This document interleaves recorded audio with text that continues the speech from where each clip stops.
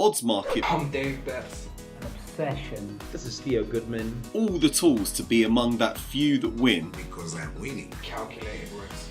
I'm Stuart from Tipster HQ. My name's Jay Paglia. Taking the best price in the market. Hey guys, it's Adrian. Some call it gambling. Here to bring you the best political betting tips. It's the booming industry of professional gaming. Odds Market, Sports Bet Daily. Bankroll management. Over at Odds Market. Oddsmarket.com. We are Odds Market. Watch us. All right. Now introducing Craig Edwards. We're going to preview the World Championship Snooker and also US Masters in golf, both of which he's an expert in, and he is an ex-pro snooker player. So, hello. How are you doing? Evening. Evening. I'm good, Natalie. How are you? I'm very good, thank you. I like your new internet. Yeah. Let's hope it's better. Coming through crystal clear. Yes, it is. It is good. Before we start, obviously Champions League is. Do you bet on football? Yeah, I've been known to bet on football. Alex has got me back betting on football now with his Alex specials and what have you. He's yeah. I do like to have the odd bet on football. Yeah. Definitely. I like to oppose Liverpool and Man United for my sins. So. Well, I don't know. I don't think you should be opposing Liverpool in this match. No, I'm not, luckily. All right. Well, okay. Which one should we start? World Championship Qualifiers, Snooker. So, first of all, do you see any upsets taking place this week? Well, there's quite a few wild cards come from around the world. So there's a young Chinese lad playing Stuart Carrington, who's from my hometown. He's my colleague, actually. I know him quite well. We'll be interested to see how he plays against Stuart. And there's a couple of others. Brandon Sargent, who's just come off the Challenge Tour. I think he's playing Michael Holt. That'll be interesting. Young lad. And whether they can get to the Crucible or not, though, is another matter. Yeah. 3 matches against experienced professionals, it would be a shock. So there will be shocks, but whether a long price guy gets to the Crucible that hasn't got there before, I would be surprised. Yeah. So. And who do you predict at the moment to make it to the Crucible? Well, the qualifying system seems to suit the older players. Previous champion Peter Ebdon, he qualifies every year. Ken Doherty, the same. Tipped Ken Doherty at 7-1, having beaten Matt Williams last week in the China Open.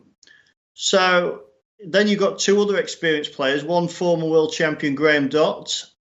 He's very good at qualifying, but he's in Stuart Carrington's section, and they are both good at qualifying. Stuart's been there for the last 5 years. Graham Dott's qualified every year. That's a tough section. Alan McManus, the commentator, he qualified 3 years ago and went on to the semi-final. He played well last week to make the quarterfinals in the China Open. So it does appear the long matches to suit the older players. And why would you say that is? Well, if you'd have said to me 25 years ago when I packed in playing, that would be the case. People were thinking it was going to become a young man's game. Ronnie O'Sullivan was just coming through. Stephen Hendry had changed the game, how it was played. Then Ronnie took it on to a new dimension. But now the game's kind of stagnated a little bit. Not so much young talent coming through. And, well, the older players have looked after themselves. And, unless the young lads coming through are very good, they don't get through. Yeah. Hopefully it'll change a bit for the better soon. Some of these Chinese lads must get through at some stage. There's several that would fancy the chances this week. Zintong, not very good at pronouncing the names. Sangakan, Nopon Sangakam, he's a Thai. He's an excellent player, excellent break builder.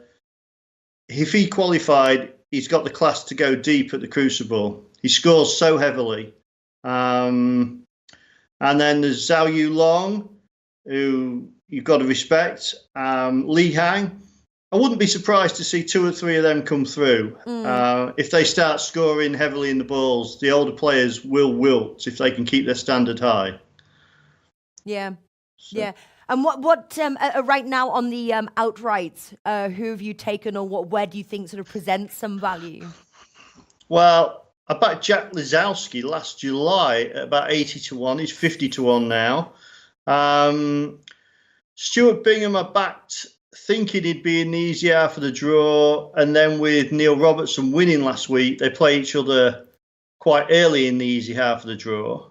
That's now a tough match, so I'm going to look into it a bit more. There's one half that's very weak in comparison to the other half. In one quarter, they've got Ronnie O'Sullivan will play Judd Trump in the quarterfinal, so that's potentially the 2 best players playing in the quarterfinal.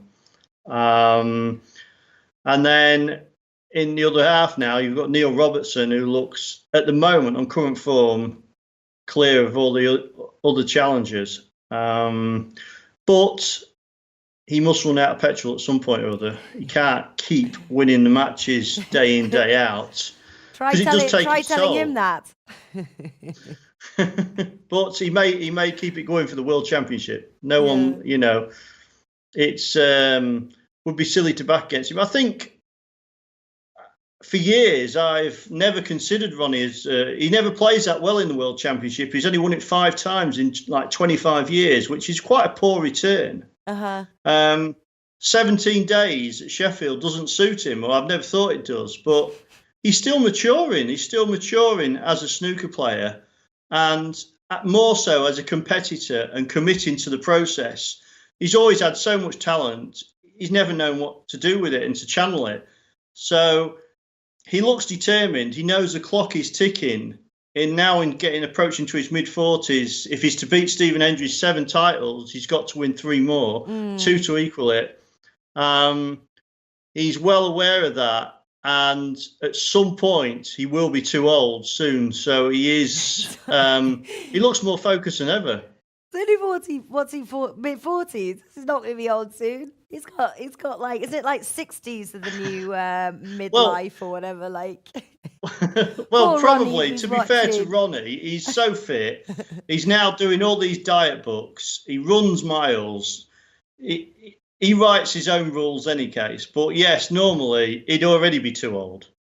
And but Ronnie could perhaps win it at 60 without actually playing another tournament all year. Yeah. So, well, because he's quite a considerable favourite, 3.5 at Bet365. Then you've got Neil Robertson 7, Judd Trump. You can get him at 7 as well. So in some bookies as well, 6, and then it goes to Mark Selby, odds of 11, and then Kieran Wilson 19, and then it just sort of drops from there, really. Well, Mark Selby's a 3-time champion, but he cannot win close matches this season. Although he seems to be queuing well, he's obviously struggling slightly with his confidence. But at some point, he will win a couple of close matches, and then he will be a competitor again. So you definitely have to consider Mark Selby if you see him win a couple of matches. I did quite like Dave Gilbert in the easy quarter.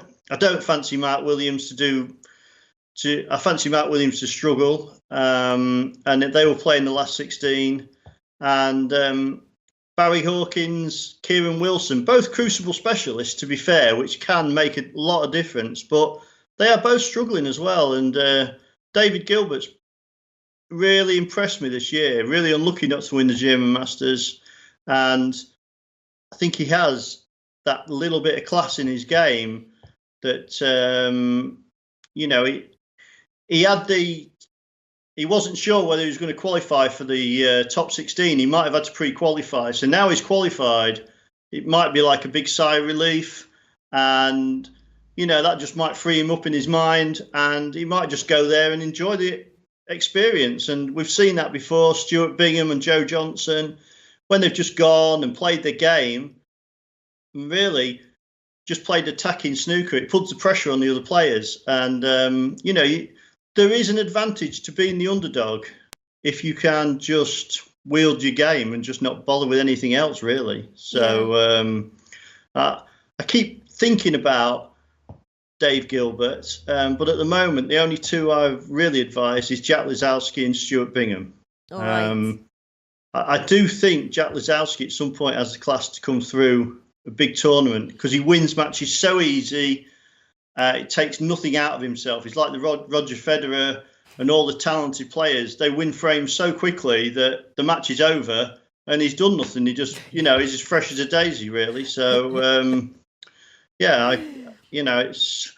But Ronnie will probably win it. Yeah. Oh, you think? Oh, okay. Well, that would be cool. So you've written 2 articles for us now about the World Championship. One qualifying bets and the other one outrights. What are your favourite tips from both of those articles? Obviously, I'm going to put them both the links in the description of the clips of this video for you guys that want to check it out at home. But what bets do you really like right now? In the match bets, I like Hamid Mir to win the highest break against Liam Highfield. Liam Highfield isn't a really prolific break builder, despite being a solid player. And our analysis of the market suggested it was nearly a coin flip. So we're getting 5-2 about Hamid Mir in that market. I quite like Sam Baird to qualify. He's got the toughest section. There's Sam Craigie, and I've tipped up Tom Ford as well out the same section. Sam Craigie being favourite has made for good prices for them players. So Sam Baird reached the last 16 of the World Championship. I think it was 2016, losing to the eventual champion Mark Selby 13-12. And that shows a certain amount of class and pedigree for the long frame formats. Mm-hmm. He starts as underdog in the first match against Robbie Williams, but I've tipped him at 28-1 to qualify. It won't be an easy task, but he's played well second half of the season, and I do think players with the pedigree over long matches come back to do it year in and year out. So quite like that as an outsider to qualify. I did like David Grace to qualify. He's now back on tour, having fallen off tour a year ago. Once a UK semi-finalist, which again is over long matches, proved his pedigree, has been to the Crucible, qualified numerous times. Even last year when he was out of form, he won a match or two in this tournament. So I looked at him, and when the initial 20-1 came out, that was a great bet. He's now about 12-1. Still a good bet, but the punters have latched onto that now. So, and then I think the match markets are covered. James Watanabe plays Anthony Hamilton in the first round. That's the most attractive first round. James Watanabe, once number 3 in the world, playing Anthony Hamilton, who won the German Masters 2 years ago. 2 players I know well that I played against several times, and it just looks an attractive first round match, and I'll be interested. I've tipped James Watanabe out the prices, but it wouldn't surprise me if Anthony Hamilton came through that match. But I saw it as pretty much a coin flip, given that James Watanabe's beaten him twice already this season. So, I think that just about covers it. I think in that Sam Baird to qualify bit at 28, we also took Tom Ford at 12s. I'm taking the view that Sam Craigie's a false favourite in that section, even though it's very, very tough. I'd nearly put up Robbie Williams, not the singer, but I recognise that name. He had a good chance at 8-1. And there's Marco Fu in that section as well, Hong Kong's Marco Fu. So it's like a group of death, but I've taken the outsider in Sam Baird and the one below him, Tom Ford.